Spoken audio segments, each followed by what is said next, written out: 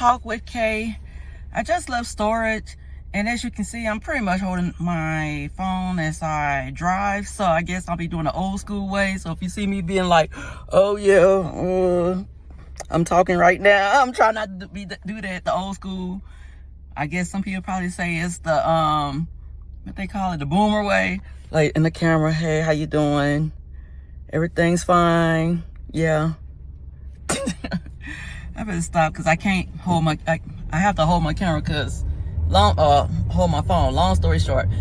Yes, it's Saturday afternoon, just left storage and things are okay. Or I ain't gonna say things are okay, things are great. I just made some really good sales this past week on TikTok. I think on TikTok is Let's Talk with Kay. And my Instagram is Fashion Euphoria. Facebook, I got a Facebook account just to open up an Instagram account, but I really don't post like that on there.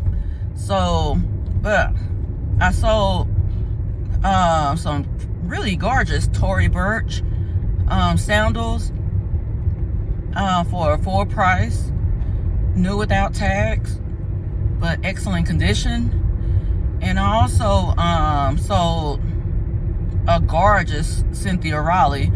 I don't know if a lot of people know. I didn't know Cynthia Raleigh sold like high-end clothing, like high-end dresses and such.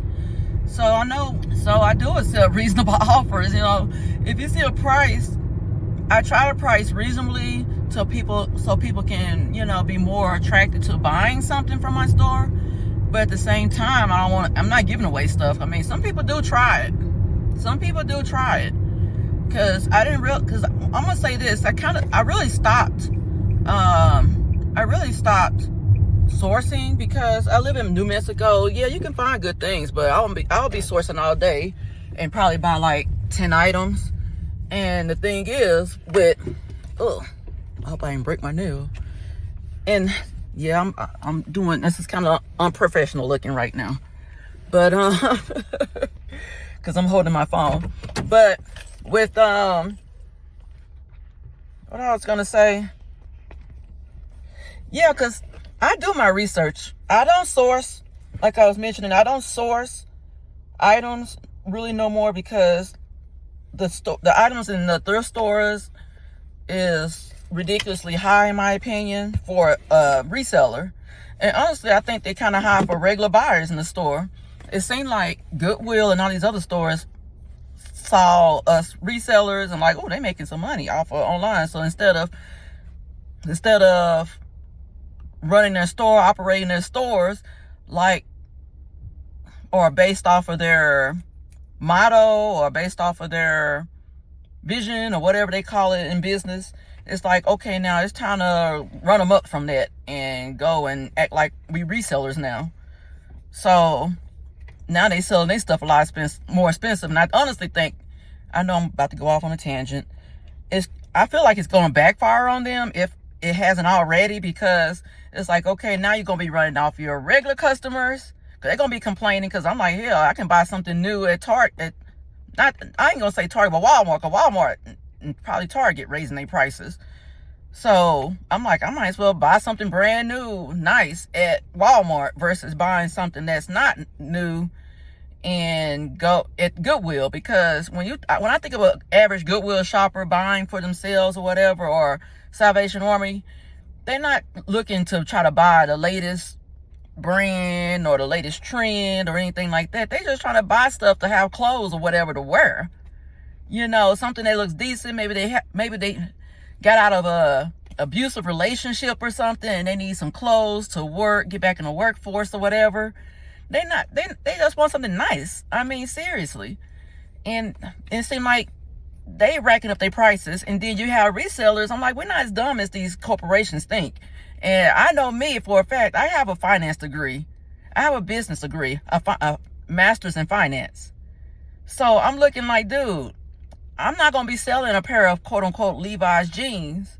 I'm going to just say any old Levi's jeans for the going price at like Poshmark and eBay, but yet I'm paying like $10. I'm not gonna make no money from them. So here, at least here, and they don't do discounts.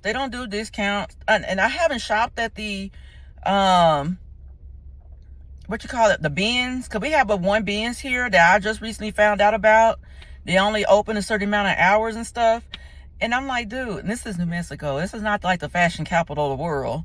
And we probably only have so many people that actually, I would call them not high end, but upper middle class people. They probably shop and then donate and stuff, because they don't need it anymore. They probably needed to donate those just to, I ain't gonna say just to, but just mainly help with taxes. Maybe I ain't gonna sit here and say they only do it for taxes. They probably do it. They get a little tax benefit off of it too. They don't. What's the point of them selling it online? They got money. Their income is not resale. So, but anyways, so I kind of stopped shopping here. I started buying my items. I pretty much got a manager now that I can just send an email to. Hey, I need such and such, amount of clothes, and they'll throw some things in there. Some, most of them are pre-owned. Some of them are new, and then I get a lot of pretty much designers, sometimes luxury items in those I guess pallets or whatever, those boxes. So to me, it's easier, and especially for me, I still raising the kid at home and all this other stuff. So it's a lot easier for me to run my business. I feel like, oh, let's do this. The opportunity cost of, I would say, not sourcing, but ordering boxes or pallets for me is, I probably miss out on a luxury item at Goodwill or something, because every now and then I find something. I can't even pronounce the word, but forgive me, but I found a pair of shoes called Totomi. I don't know. I will look it up one day, because I want to be the one, if I'm selling these things, I want to know how to pronounce them anyway, and I'm country anyway, so hey, it is what it is.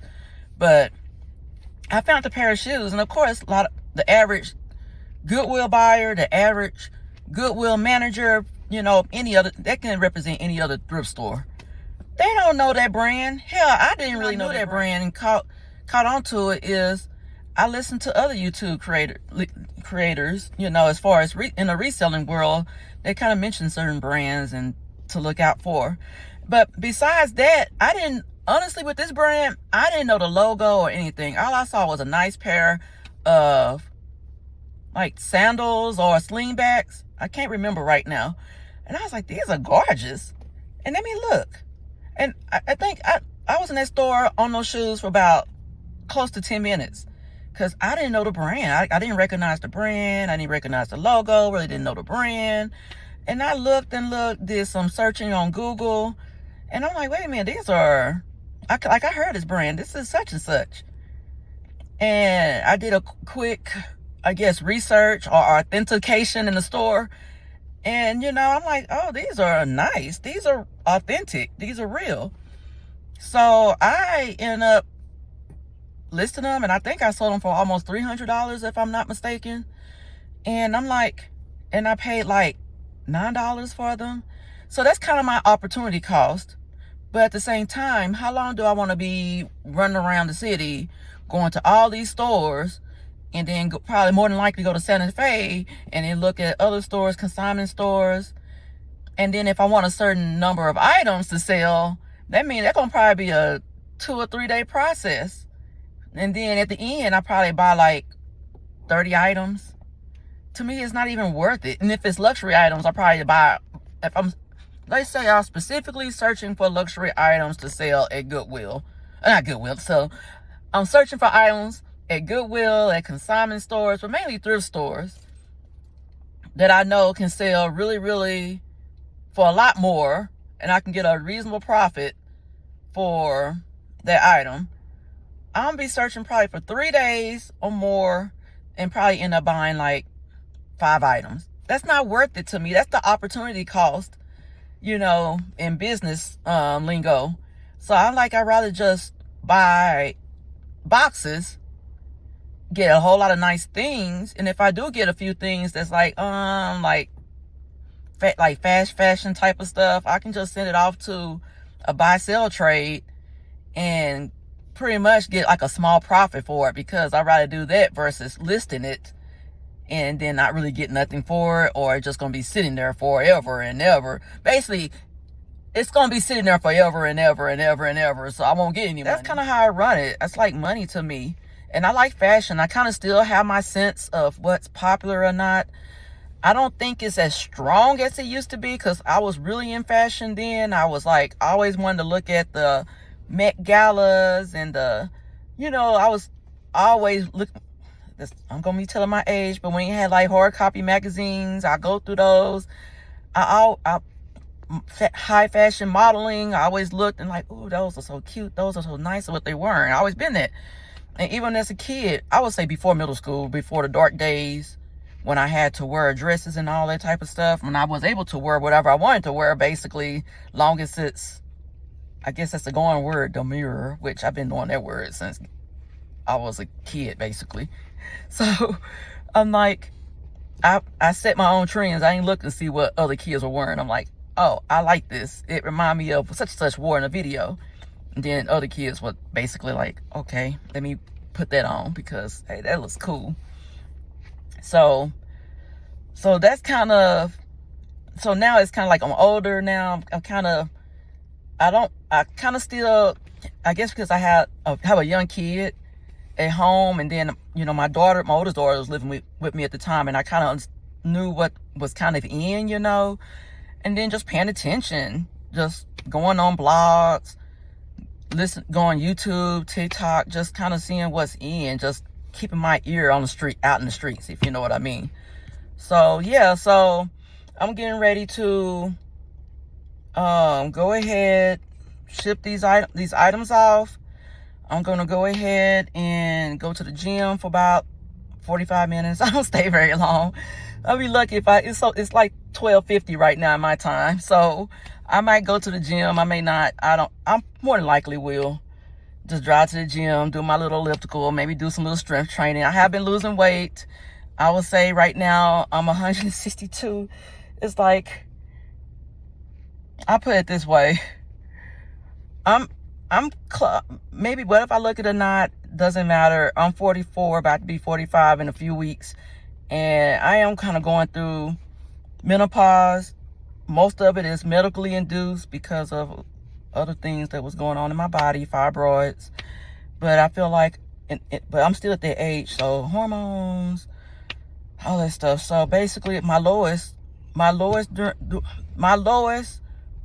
when I started this Noom journey of losing weight. Noom, which is pretty much an app that I'm using. I'm not being sponsored, but I'm not gonna go into all that. So Noom, so my lowest was like 161.8. So I'm going to the gym. I'm being more mindful, and also I started this like days before Thanksgiving. So I'm like, dude, I'm giving myself some grace. So please give me some grace, because honestly, this is Thanksgiving season and I'm losing weight, so that's pretty good. So anyways, so I'm pretty much gonna be going to the 150s probably by next week. So my goal weight is 150. If I'm 145, that's good, because some people want to be thick. I like being more skinnier. I like when my face is more defined and less chubby, because I do have have chubby cheeks. I like that. So if people don't like that, I'm sorry. This is what my happy weight. This is when I feel more healthier, lighter. I can run faster, and I might end up doing a 5K this month. If I do, I put a video out. But yeah, you can see I'm hot. I'm already like, whoa, and I don't even have no heat on or anything. But anyways, I'm losing weight, feeling great, making some awesome sales. Follow me on Fashion Euphoria on Instagram. Follow me on Let's Talk with Kay on YouTube, of course. And also follow me on TikTok. I'm going to start probably splicing and dicing some videos and put them out on TikTok. Just trying to, whenever I can do these videos, I try to. And I'm doing it in my car. You know, it seems like that's the only time I really have right now. But anyways, I'm going to try to do more videos at home, I guess, with a more like professional environment, if you want to call it that way.